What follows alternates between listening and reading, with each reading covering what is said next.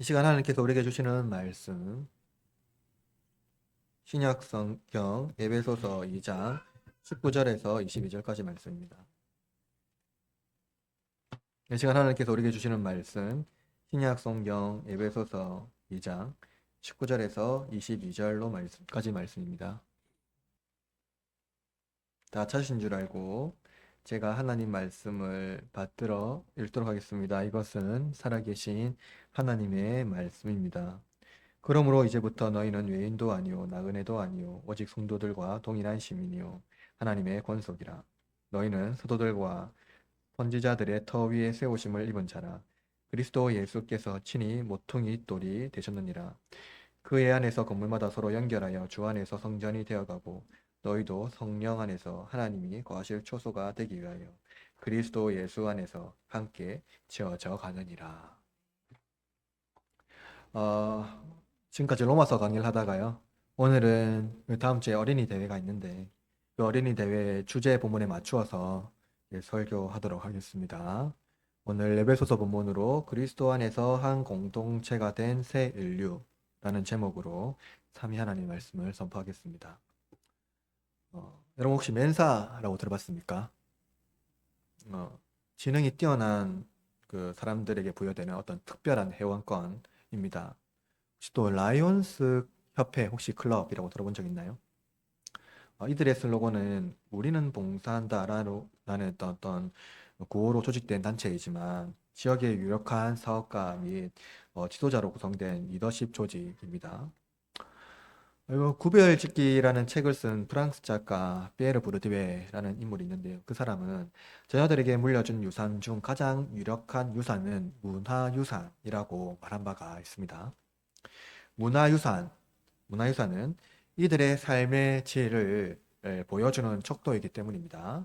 어떤 사람을 만나고 대화하고 또 문화 및 여가 생활을 어떻게 누리는지는 그 부모에게서 받을 수 있는 유산이라는 거죠.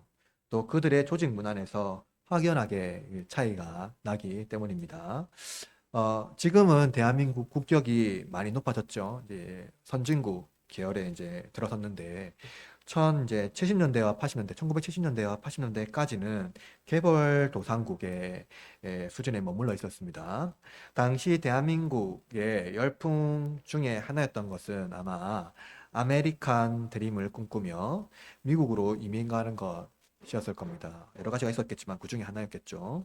당시 한국에서는 어느 정도 생활권이 보장된 중상층이 대부분 이민을 갔는데, 이들은 한국 사회에서 보장된 생활 여건이 미국 사회에서도 보장되는 것은 아니었습니다.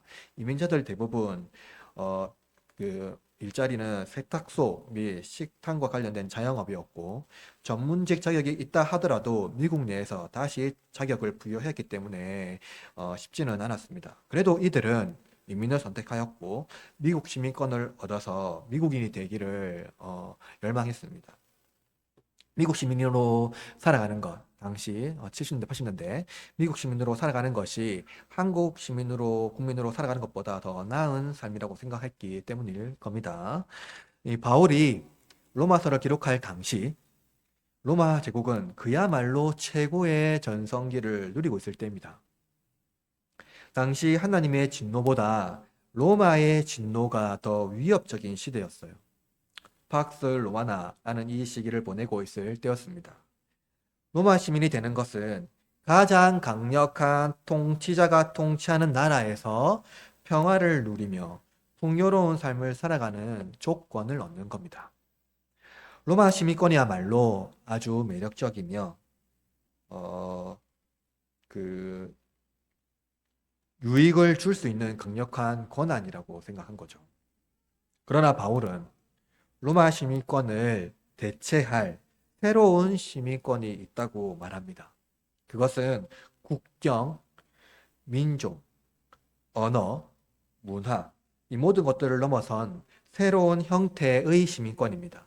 이 시민권은 새로운 문화유산을 줄 뿐만 아니라 새로운 인류를 형성하게 합니다. 로마 시민권은 로마 제국이 붕괴하면 쓸모가 없어지겠죠. 아무리 좋은 회원권도 자격 조건이 사라지면 박탈하게 되고 또 회원 간의 연합이 일치하지 않는다면 그 회원권은 그 조직은 와해가 됩니다. 그러나 바울이 제시한 이 시민권은 결코 사라지지 않으며 회원 간의 일치가 아니라 그리스도를 믿는 믿음 안에서 하나 된 공동체입니다. 이 공동체, 교회이지요. 교회는 하나님과 멀어진 사람과 연대하고 그들을 초청하여 함께 교제하는 것을 기뻐하는 아주 독특한 공동체입니다. 자격 조건은 없습니다. 누구나 참여할 수 있으며 참여하게 되면 주인이든 종이든 신분과 자격에 상관없이 형제, 자매가 되는 공동체입니다. 교회는 은혜의 공동체이기 때문이죠. 따라서 제가 여러분에게 설교할 목적은 이것입니다. 하나님의 은혜는 신자에게 새 생명을 주시고 또 새 공동체를 주시고 하나님과 거리가 멀어진 사람들과도 우리를 연합시켜 주신다는 겁니다. 이걸 통해서 세 가지로 말씀을 나누도록 하겠습니다. 첫 번째로는 성도는 하나님의 가족이다. 오늘 본문 19절 말씀, 접속사 그러므로라고 시작되고 있죠. 이 말은 바울이 교회의 구성원들이 어떻게 연합되는지를 보여주는 것입니다. 유대인들은 종말의 시대에 하나님께서 언약하신 아브라함과 그 다음 있죠. 왕조에 언약한 건 누굽니까? 다윗 왕조잖아요. 다윗 왕위를 계승하고 유대 민족을 새롭게 재편할 거라고 봤어요. 그러니까 세계를 유대 민족 중심으로 새롭게 재편할 거라고 봤어요. 여러분 이스라엘 국기 알죠? 알죠? 예. 그 가운데 별이 뭐죠? 다윗의 별입니다. 그죠? 그 의미가 뭐냐면 하나님께서 다윗 왕조를 통하여서 세계를 새롭게 재편할 것, 유대인을 통하여서 그것을 열망하는 것이 뭐냐면 시오니즘 또는 유대주의라고 말합니다. 근데 그 역사가 굉장히 오래됐습니다. 그래서 유대인이 아닌 사람은 유대인 입장에서는 뭐라 불렀습니까? 다 이방인이라고 불렀어요. 그냥 그 민족이 아니라 그냥 다 이방인이었습니다. 그리고 하나님의 언약에서는 외인이었습니다. 그러니까 이스라엘 나라가 하나님 나라의 대표이고 율법과 할례가 하나님의 언약 백성으로서 지닌 표징이었다는 거죠. 따라서 할례 받지 않은 자들이라고 구약성경에서 말하잖아요. 할례 받지 않은 자들이라 하나님께 저주받은 자들이며 세상에서는 소망이 없고 하나님도 없는 자들이라고 바울은 말하고 있어요. 그 유대인 사상이 있는 거죠.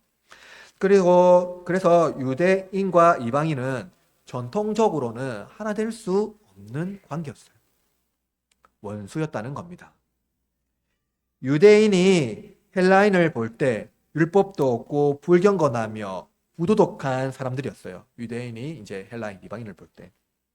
헬라인이 또 유대인을 볼 때는 어떻겠습니까? 지혜도 없고 무식한 자들이었어요. 함께 있는 것이 너무나 불편한 관계였다는 것을 우리는 알 수가 있습니다. 그러나 바울은 본문에서 놀라운 반전을 제시하는데요. 19절 말씀 볼까요? 19절 한번 읽어볼까요? 시작. 그러므로 이제부터 너희는 외인도 아니요 하나님의 오직 성도들과 동일한 시민이라. 그렇죠. 보세요. 너희는 외인도 아니요 나그네도 아니라고 말해요. 이게 너희는 누구입니까? 이방인들 말하는 거예요. 이방인들. 바울이 언급하는 너희는 이방인 중에 신자가 된 사람들을 말하고 있습니다. 예수님이 부활 후 승천하시고 유대인 6월절에 제자들이 어디 모였습니까? 마가의 다락방에 모여서 기도 중에 성령이 임재하셨죠. 그래서 뭐가 탄생했죠? 교회가 탄생했습니다. 교회의 시작은 이방인이었습니까? 유대인이었습니까?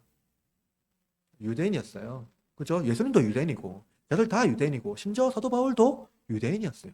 그러니까 거기서 모였던 사람들 다 마가의 다락방에 모였던 사람들 다 거기 유대인 디아스포라가 다 6월절에 모여서 탄생된 게 교회예요. 그죠? 그래서 유대인에 시작되었고요. 또 회당에서 시작되었습니다. 그러나 유대의 경계 밖으로 전파되기까지 오랜 기간이 걸리지 않았어요. 처음 시작은 유대인 디아스포라였지만 유대인과 달리 기독교는 예수님의 가르침을 기초하여서 이방인과 교제하였고 서로 식사를 통해서 친교를 나누었습니다. 그리고 연합되었죠. 그럼으로써 기독교 신앙은 이방 세계에 유대가 아니라 이방 세계에 독특한 방식으로 전파되었고 뿌리 내리게 되었습니다. 기독교와 유대교는 구별되어서 새로운 상과 문화로 형성되었습니다. 유대교와 달리 기독교는요, 이제 구별이 됩니다. 그죠? 그래서 새로운 문화와 형식으로, 형성이 되죠. 그러나, 유대인의 경전인 구약 성경을 기독교가 버린 것은 아니에요. 기독교 신자는 구약 성경에 게시된 율법과 선지자의 글, 그리고 시편과 예수님의 시편들, 구약 성경의 모든 것들이 누구를 통해서 완성되었다고 믿습니까? 예수님을 통해서 완성되었다고 믿어요. 또 계승되었다고 믿습니다. 따라서 이들은 구약에 게시된 언약을 믿었습니다. 아브라함에 게시된 것들, 그리고 다윗에 게시된 것들을 그리스도인들은 믿었습니다. 그리고 하나님께서 말씀하신 그의 나라와 백성이 이스라엘을 의미한 사실도 잊지 않았어요. 믿었습니다. 다만 이들은 율법이 아니라 믿음, 할례가 아니라 세례로 언약 백성이 된다고 믿었던 거예요. 여러분, 죄 용서는 구약의 제사가 아니라 그리스도께서 단번에 이루어진 희생 제사로 죄 용서를 받았고, 또 식탁 교제를 통하여 누구나 함께 베풀어진 이 교제를 통하여서 죄 용서를 기억하고 그리스도의 십자가를 묵상했다는 겁니다. 제물이 되신 그리스도로 말미암아 영원히 하나님의 저주를 받아 원수된 자들이 하나님 언약 백성 안에 들어오게 되었고, 심지어 함께 식사하며 교제하게 되었다는 거예요. 불화했던 자들이 화목하게 되었습니다. 그리스도께서 십자가 안에 서로 원수된 자들이 서로 연합하게 되고 원수됨을 소멸하셨으며, 공동체 내 안에서, 예수 그리스도 안에 있는 공동체 내에서 자격이나 능력이 존재할 수 없게 하셨다는 거예요. 여러분, 이방인들이 유대인 신자들과 함께 공동체가 되었다는 것은 교회의 본질이 무엇인지 아주 선명하게 보여줍니다. 바울은 이방인이었던 신자들이 외인도 나그네도 아니라고 말해요. 이는 하나님의 언약 백성으로서 하늘나라 시민권을 부여받은 한 인류가 되었다는 것을 말해요. 유대인이든 이방인이든 상관없이요. 누구 안에서요? 예수 그리스도 안에서요. 여러분, 이 인류는요, 다른과 차이를 분별하는 인류가 아닙니다. 여러분, 이것은 무엇이냐면요, 다른과 차이가 분명히 존재한다는 거예요. 근데 그 차이를 결국 구별하고 분리하는 인류가 아니라는 겁니다. 이 인류는 분명한 차이와 다름이 있다는 것을 인정한다는 점에서 매우 독특한 인류입니다. 그러나 이 인류는 그 다름과 차이가 그들의 존재하는 의미에 아무런 영향을 주지 않는다는 거예요. 분명히 다른과 차이가 있음을 인정함에도 불구하고 그것이 그들의 존재하는 방식에 아무런 영향을 주지 않는다는 겁니다. 이 인류는요, 국경과 피부색, 언어와 문화를 초월한, 그리고 어떠한 성별, 남녀노소를 초월한 오직 그리스도 안에서, 믿음 안에서 하나 된 공동체입니다. 로마 제국이 강력한 법과 제도와 의회, 그리고 시민제도를 만들었어요. 오늘날 우리가 살아가는 이 제도의 기초는요, 로마 제국에 있습니다.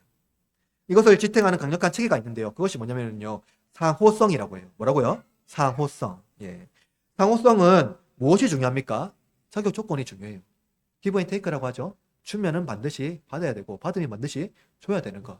그것을 바로 이 상호성이라고 말합니다. 선물 받는 자 반드시 그것은 대갚아줘야 합니다. 그렇기 때문에 선물을 받을 때 사람의 조건을 분명히 따집니다. 이 사람이 다시 대갚아줄 수 있는 사람인지. 그렇지 않으면 주지 않는 게 아주 합리적이고 지혜로운 거예요. 로마 제국은 상호성이라는 위계의 질서 안에 탄탄한 경제력과 군사력, 국가 체계를 만들어냈습니다. 그리고 이것은 모든 문화와 사회에 조직되어 있는 그 체계를 만드는 힘이 되었습니다. 오늘날도 이 상호성에서 벗어나서 살 수가 없어요.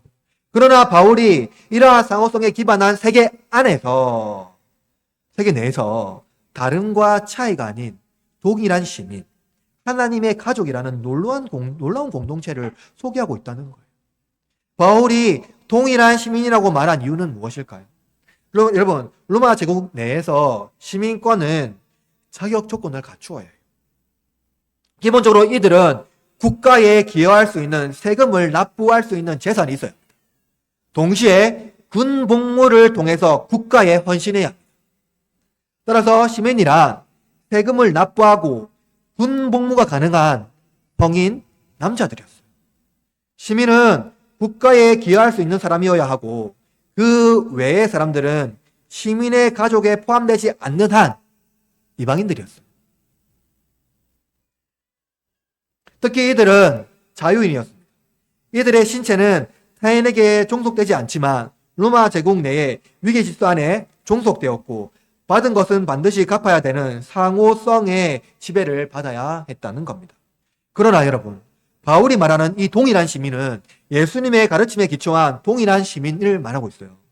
기여도에 따라서 위기가 정해지는 것이 아닙니다. 많이 기여하면 높은 직위를 받는 것이 아니라는 거예요. 성경은 무조건을 전제합니다. 무조건이에요.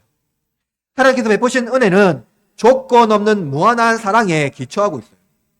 이것이 동일한 시민을 의미하는 겁니다. 무조건적인 은혜가 이 동일한 시민을 의미하는 거예요. 동일한 시민은 서로 형제, 자매 외에 어떤 호칭도 필요하지 않았습니다.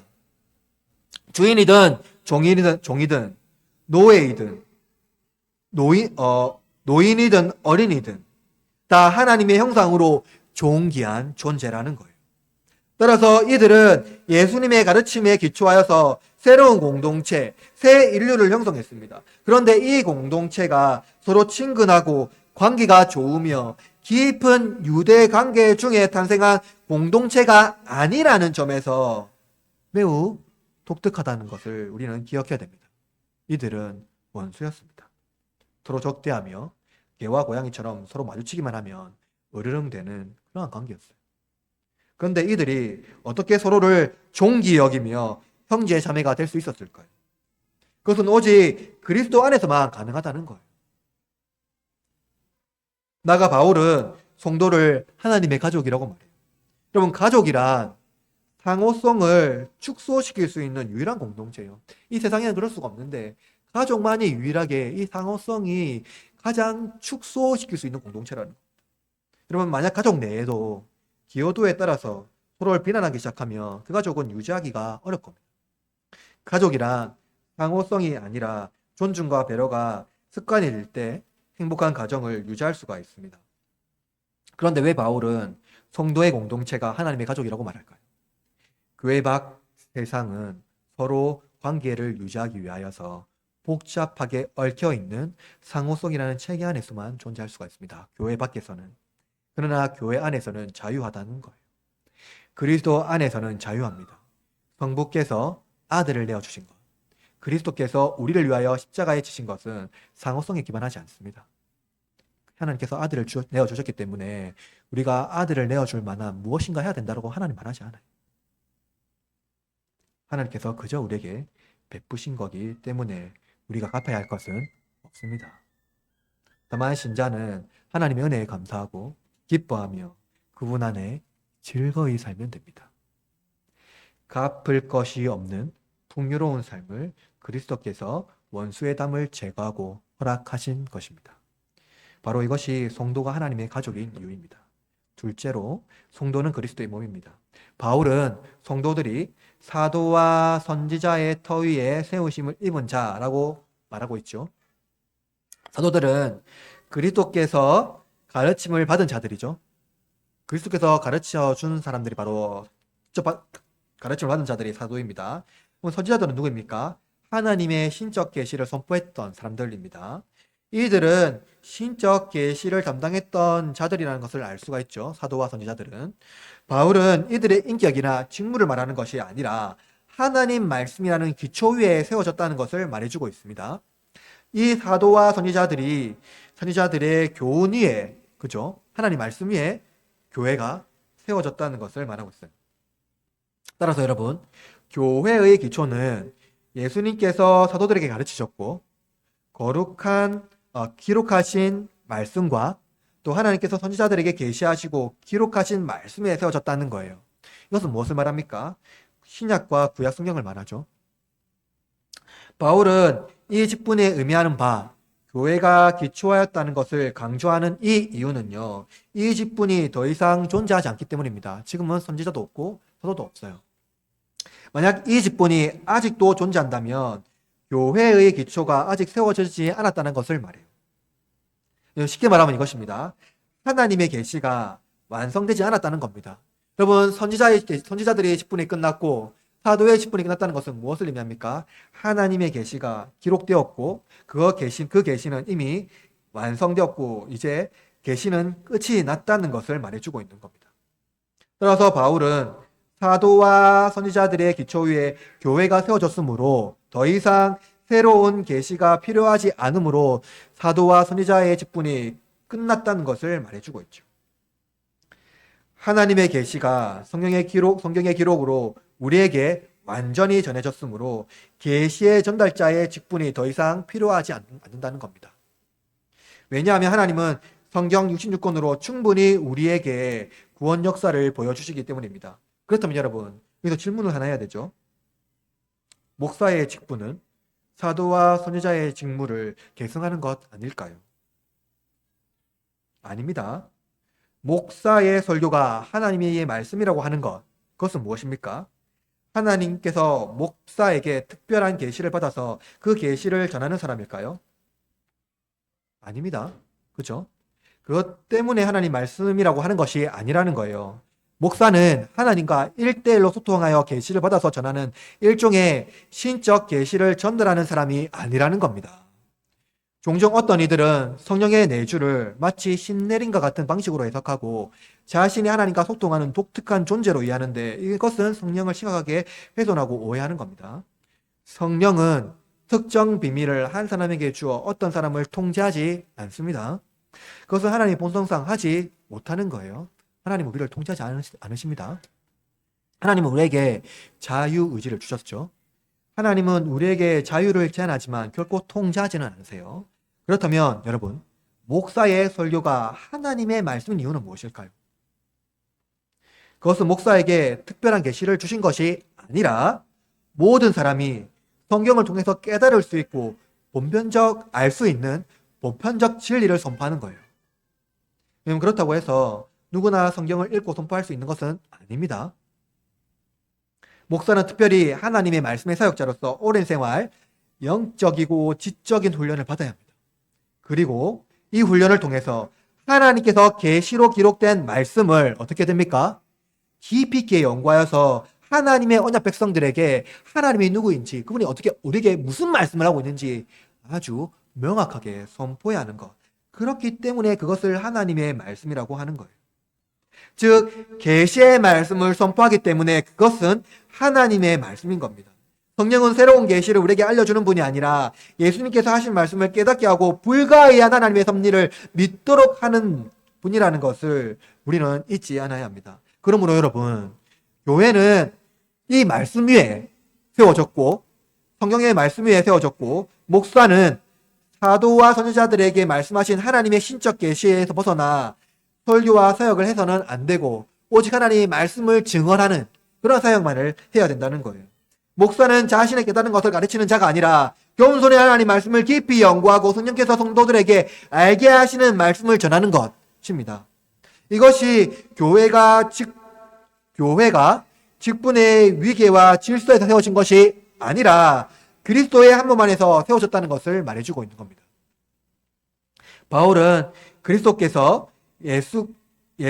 예수께서 친히 모퉁이 돌이 되셨느니라 라고 말하고 있는데요. 바울은 건축적인 의미로 어떤 은유로 교회를 묘사하고 있습니다. 1세기 당시 건축 기법은요, 오늘날 같이 돌을 재단하고 일정한 구조물에서 틀을 부어서 일체형 구조물을 만드는 그러한 건축 양식이 아니었어요. 물론 정교하게 돌을 다듬어서 돌을 이제 세워 나갔지만 각각의 별을 지지할 수 있는 구조물은 매우 중요했습니다. 각각의 돌을 사용해야 하기 때문이죠. 이 구조물을 지지하는 그 돌은요, 모퉁이 돌이었어요. 모퉁이 돌. 바울은 21절에서 모퉁이 돌의 어떤 역할을 말하고 있는데요. 21절에 보니까 이렇게 말하고 있죠. 그 안에서 건물마다 서로 연결하여라고 되어 있어요. 그죠? 그의 안에서 건물마다 서로 연결하여. 그죠? 바울은 그리스도께서 친히 모퉁이 돌이 되셔서 건물을 연결하는 모습을 묘사하고 있어요. 여러분, 모퉁이 돌은요, 벽과 벽 사이. 그죠? 여러분, 이런 모서리 보이죠? 이 모서리. 보이시죠? 이 벽과 이 벽이 서로 어긋나 있지 않습니까? 근데 모퉁이 돌은 이 벽과 이 벽을 연결하는 아주 튼튼한 지지하는 구조물입니다. 따라서 말하면 이 기둥을 어떠한 지지하는 어떠한 것인데요. 벽과 벽 사이를 연결하는 강력한 구조물을 모퉁이 돌이라고 했어요. 모퉁이 돌이 없으면 벽과 벽 사이를 지지할 수 없고 연결할 수가 없다는 거예요. 그래서 바울은 왜 예수님을 건축의 모퉁이 돌로 묘사했을까요? 이제 그림을 준비했는데요. 그림을 한번 볼까요?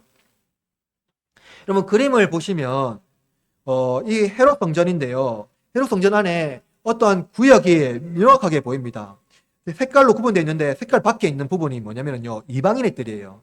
이방인들은 이 구조물 안에, 그러니까 예배할 수 있는 크게는 성전이지만 예배할 수 있는 이 성소 안에는 들어갈 수 없었어요. 그리고 빨간 걸로 되어 있는 것은 여인의 뜰이고요.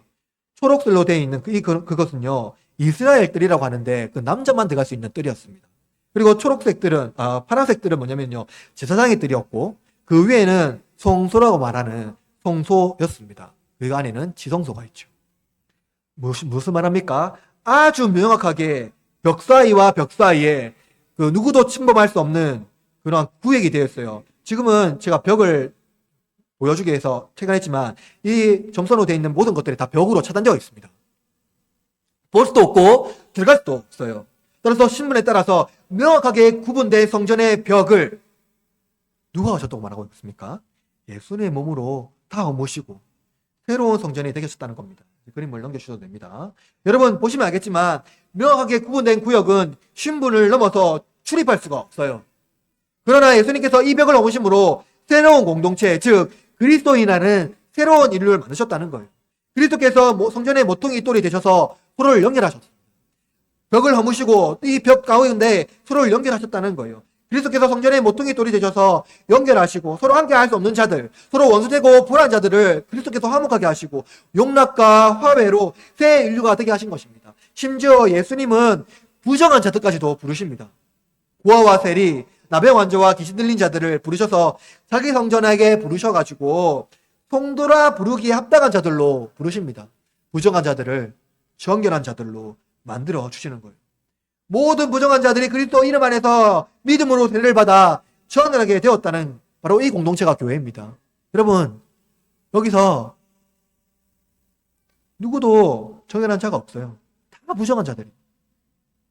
그리스도께서 바로 그리스도의 이름으로 세례를 받아 한 몸 되게 한 바로 이 공동체가 교회라는 거죠. 이들은 그리스도 안에서 새 인류가 되어가고 우리는 이들을 그리스도인이라고 부릅니다. 저도 여러분도 바로 그리스도의 이름 안에서 한 몸으로 부름받아 서로 연합된 하나의 공동체가 된 것입니다. 여러분 생각해 보십시오. 이방인들이 그 이방인의 뜰 안에서 그 벽을 통과해서 들어올 수가 없는 그들이 이제는 성전의 한 구성원이 된 겁니다. 부정한 자들, 교회 그 성전에서 가까이 갈 수도 없는 그들이 성전의 한 구성원이 된 겁니다. 이전에는 하나님과 원수되었고 하나님 앞에서 이방인이었던, 하나님과 관련 없던 먼데 있던 자들이 교회의 구성원이 된 거예요. 여러분, 바로 이 부정한 자들이 함께 와서 정결하게 되는 이 놀라운 역사, 그것이 바로 이 교회라는 겁니다. 이것이 그리스도로 말미암아 한 몸 된 교회예요. 바로 하나님 말씀 안에서 그 말씀의 언약 안에서 연결되어서 중 안에서 성전이 되어가는 것. 교회의 공동체의 비전은 무엇일까요? 그것은 그리스도 안에서 서로 다른과 차이를 인정하는 겁니다. 그러나 그것을 극복하는 거예요. 어떻게 극복할까요? 서로 존귀 여기며 사랑하고 높이며 기뻐하는 공동체예요. 여러분, 이 비전은요, 세상에는 없어요. 삼위일체적 사귐에만 있는 공동체입니다. 여러분, 삼위일체 하나님 서로 높이며 칭송하며 서로 사랑하는 교제를 쉬지 않았어요. 성부 하나님이 내가 더 높다고 말하지 않고요. 성령 하나님이 내가 이들을 구원했으니 내가 1등이 되어야 한다고 말하지 않는다는 거예요. 서로 높이며 존귀하는 공동체. 바로 그 공동체가 이 교회라는 겁니다. 하나님께서 성도의 모임에 임하실 때 우리는 하나님의 사귐의 자리에 초청받는 겁니다. 그래서 하나님과 먼데 있는 사람들까지도 함께 교제할 수가 있는 거죠. 그들을 높일 수가 있는 겁니다. 그러므로 여러분, 성도로 교회로 부름받은 성도 여러분, 이 세상에 없는 공동체가 바로 이 교회이고 우리는 교회의 회원입니다. 그리스도인입니다. 우리가 성도이죠. 이 공동체를 더욱더 사랑하시기를 바랍니다. 마지막으로 성도는 성령이 거하시는 집이다입니다. 바울은 기존의 유대인들만 가졌다는 성전의 특권을 이방인들에게 꺼리낌 없이 허용되었다는 것을 선포해 줍니다. 유대인들에게 이것은 신성모독이며 너무나 급진적인 해석이라고 할 것입니다. 그러나 바울은 예수님의 가르침을 명확하게 알고 있어요. 예수님은 유대밖에 한 번도 나간 적이 없어요. 예수님이 걸어갔던 길을 딱 보면요, 유대밖에 한 발자국도 나간 적이 없습니다. 그러나 예수님은 유대 안에 계셨지만 이방인이 거주하는 곳에는 자주 들리셨습니다. 그들이 예수님께 나왔을 때 예수님은 마다하지 아니하시고 그들의 믿음을 보시고 치료하시고 구원하셨어요. 예수님은 처음 된 자가 나중되고 나중된 자가 먼저 된 자고 반복적으로 가르쳐 주었습니다. 예수님은 자기에게 믿음으로 나온 자들을 결코 버리지 않으십니다. 그들이 누구든 어떤 사람이든 예수님이 묻지 않으셨어요. 복음이란 은혜라는 단어 외에 설명할 수 있는 방법은 없습니다. 그러나 우리가 생각하는 은혜는 복음과 거리가 멉니다. 만약 누군가에게 은혜를 입었다면 그 은혜를 다른 이에게 되돌려 주는 것이 은혜 입은 자의 도리라고 생각합니다. 마땅히 은혜를 받았다면 다른 이들에게 베푸는 것이 인간의 기본적인 양심이라는 거예요. 그런데 복음은 이것을 초월한다는 거예요. 우리가 하나님께 은혜를 입었다고 하여서 하나님께 갚을 수 있는 것이 아닙니다. 예수님은 은혜를 베푸시고 감사하지 않는 자들을 배은망덕하다고 말하지 않으세요. 오히려 은혜를 베푸시고 그들을 위하여 그들이 포기하지 않도록 그들을 위해서 지금도 기도하시고 하나님 옆에 우편에서 응원하고 계신다는 거예요. 여러분, 복음적 삶의 방식은 세상이 볼 때 꼴사나운 방식일 수 있습니다. 꼴사납다고 볼 수 있는 거예요. 세상이 흉내내거나 따라하지 못하기 때문입니다. 너네들은 뭐가 그래 잘났는데 그렇게 행동하느냐는 거죠. 여러분, 믿지 않는 자들은 신자가 믿음으로 살아갈 때 의구심을 가지는 것은 어쩌면 당연합니다. 마치 이들은 신자가 무엇을 얻고자 원친한다고 생각하는 거예요. 이들은 복음을 이해하지 못하기 때문입니다. 왜냐하면 복음을 알지 못하는 자들의 내면에는 까닭이 있기 때문에 하나님께 예배한다고 늘상 생각하고 있기 때문입니다. 이들은 상호성에서 벗어나지 못합니다. 그러나 복음은 상호성을 받아들이지 않아요. 복음은 오직 은혜이기 때문에 그것을 은혜로만 반응한다고 생각하고 우리에게 말하고 있는 겁니다. 바울은 바로 이 은혜에 기초한 성령이 거하는 성전이 예수님 안에서 재창조된 그리스도인이라고 말하고 있어요. 인간의 취약점 중에 하나는 이유를 따지고 묻는 겁니다. 아까 오전에 우리가 어린이 예배 드릴 때 하나님께서 우리를 부르신 이유가 없다고 말했어요. 조건이 없다고 말했어요. 인간의 취약점을 아는 사탄은 악한 무리들이 끝까지 우리의 이유를 캐내기 위해서 집요하게 달려든다는 겁니다. 이유를 말해라는 거예요. 기독교 신앙을 오해하는 사람들은 집요하게 인간의 약간을 파고들어서 이유가 있다는 것을 폭로하려고 합니다. 이유가 없다면 그렇게 할 이유가 없어. 이유가 없다면 그렇게 11조하고 예배할 이유가 없어. 그러나 여러분, 예수님은 자신을 증오하고 침뱉으며 혐오하는 자들에게 부당한 이유로 고난당하시지만 그들을 미워하지 아니하시고 오히려 긍휼히 여기십니다. 우리 죄를 묻지 아니하고 우리 죄를 위하여 희생 제물이 되어 주셨다는 거예요. 여러분, 교회란 성령 안에서 하나님이 거하시는 초소가 되는 것입니다. 교회가 되기 위한 자격 조건은 없습니다. 이유와 목적이 없다는 겁니다. 끊임없이 예배하는 이유를 따져 묻는 이들을 긍휼히 여기는 공동체가 바로 교회예요. 우리 끊임없이 공격하고 우리 끊임없이 까닭 있지 않냐, 이유가 있지 않냐 하는 자들을 미워하고 증오하는 공동체가 아니라 오히려 그들을 긍휼히 여기고 사랑하는 공동체. 그게 바로 교회라는 겁니다. 우리는 은혜를 베풀지만 대갚아야 한다고 말하지 않아요. 우리는 하나님과 소외된 자들, 하나님을 멀리하는 자들에게 소망이 되신 그리스도를 전하는 자들이고 심지어 그들과 연대하고 그들의 고통에 응답하는 공동체입니다. 한때 원수였던 자들이 그리스도 안에서 서로 하나 되어 한 몸 된 새 인류인 성도가 되었다면 우리도 성도로서 마땅히 원수된 자들을 그리스도 안에서 연대하고 그들의 고통에 응답해야 됩니다. 바울은 왜 함께 지어져 가느니라 라는 이 단어를 사용했을까요?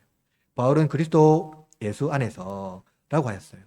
우리의 힘으로 그들의 응답에 응답할 수가 없습니다. 그들과 함께 연대하고 함께 지어져 갈 수가 없어요. 함께 지어져 가느니라. 이 단어는 수동태인데 오직 예수님 안에서만 가능하다는 것을 의미해요. 우리의 힘으로, 우리의 능력으로는 전혀 불가능합니다. 또한 성령께서 그리스도의 가르침을 깨닫게 하심으로 지속적으로 은혜를 부어 주시기 때문에 우리는 결핍되었지만 그 부어 주시는 은혜로 말미암아 힘을 얻고 그들의 응답에 응답할 수가 있다는 거예요. 우리의 힘이 아니라 하나님께서 쉬지 않고 부어주시는 은혜 덕분에 우리도 그리스도께서 행하신 일을 함께 그의 힘으로 할 수가 있다는 겁니다. 교회를 세우는 일, 그것은 다른과 차이를 우리의 힘으로 극복하는 것이 아니라 포용과 용납 안에서 서로를 긍휼히 여기는 신앙으로 연대하는 거예요. 이것이 함께 지어져 가는 공동체의 비전이라는 겁니다. 우리는 교회 내에서도 연대하기 어려운 연약한 인간입니다. 나와 생각이 다르고 뜻이 다르기 때문에 내가 믿는 신앙과 다르다고 생각하는 거죠. 최근 한국 교회 갈등이 너무나도 심각합니다.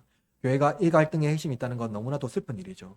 우리는 화해자로 부름받았고 세상과 소통하고 치유해야 할 사명이 있음에도 그 사명보다 신념이 더 중요한 시대에 살고 있습니다. 이 신념은 신앙이 아니죠.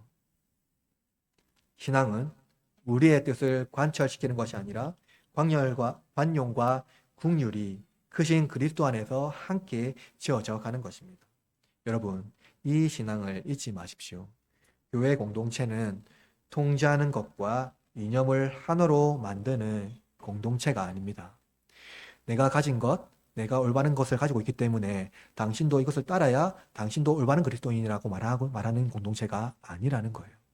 우리는 다른과 차이를 인정함에도 불구하고 그리스도 안에서 하나가 된 공동체로 서로 성장하는 공동체라는 것을 우리는 잊어서는 안 된다는 겁니다. 우리는 그리스도 안에서 연대하는 공동체입니다. 그러나 여러분, 그렇다고 해서 반율법적인 삶을 살아야 한다는 것은 아닙니다. 교회 공동체는 성경에 말씀하시는 바에 따르면 복종과 순종의 삶을 지속적으로 실천해야 돼요.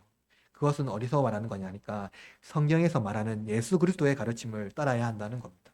교회 공동체는 특정 민족주의가 될 수 없고 강력한 힘을 지닌 국가를 의지해서도 안 됩니다. 우리는 모든 경계를 허물고 예수 그리스도 안에서 하나 된 새 인류입니다. 성령께서 우리를 그리스도와 먼 사람들까지 연대하게 하십니다. 그죠? 여러분, 그리스도인이라면 중국인을 혐오해서는 안 돼요.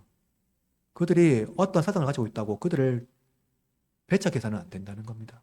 그것은 그리스도인의 정신이 아닌 거죠. 그리스도인은 우리와 먼 데 있는 사람들, 그들까지도 연대할 수 있는 힘을 가지는 겁니다. 성령께서 그렇게 우리를 찾으시고 기다리시고 계시기 때문이죠. 우리는 자격 없는 은혜를 받은 자들로서 그리스도와 거리가 먼 자들에게도 은혜로 다가가야 합니다. 상호성의 지배를 받는 세상에서 무조건적인 사랑을 베푸는 것은 상당히 고된 일이지만 우리는 우리를 포기하지 않는 하나님의 사랑 안에서 성령의 도움으로 그들의 요구에 응답하고 은혜를 베풀어야 합니다. 삼위일체 하나님의 사귐이 교회의 비전이라는 것을 믿는다면 우리도 이 사귐의 공동체를 지속적으로 하나님과 거리가 먼 이웃들에게 예수 그리스도의 복음을 소개하며 또한 그들과 연대하고 교회를 세워 나가야 합니다. 그들이 그리스도의 가족이 되도록 우리는 최선을 다하여 섬기는 태도를 잊지 않아야 한다는 거예요. 그러므로 여러분, 만물을 통일하신 그리스도의 은혜로 말미암아 교회가 온 세상의 소망이 됨을 믿으시기를 바랍니다. 모든 벽을 허무신 그리스도 안에서 서로 연합하는 교회로 여러분 한 사람 한 사람이 세워 세워지기를 주님의 이름으로 축복합니다. 사랑하는 흐르는 장로교회 교우 여러분, 하나님께서 우리를 입양하여 주시고 자녀 삼아 주셨습니다. 우리는 본래 소망이 없던 자들이었고 하나님도 없던 자들이었지만 하나님은 우리를 교회의 일부로 부르셔서 교회가 되게 하셨습니다. 하나님과 거리가 먼 자들에게도 복음은 유일한 소망입니다. 장차 새하늘과 새 땅이 올 때까지 우리는 그리스도 안에서 세워진 교회로서 사명을 다하고 또 다른과 차이 중에도 그리스도 안에서 서로 연대하며 하나된 교회로 세워져 가야 합니다. 이제 한 주간 교회로 살아가실 여러분, 하나님과 멀어진 자들과 연대하며 교회로서 그들을 세워지기를 소망하십시오. 이 사명이 여러분의 삶 전체에 뿌리내리게 하시며 한 주간 말씀을 기억하며 원수를 품에 안으신 그리스도와 함께 행하는 저와 여러분이 되기를 주님의 이름으로 축원합니다.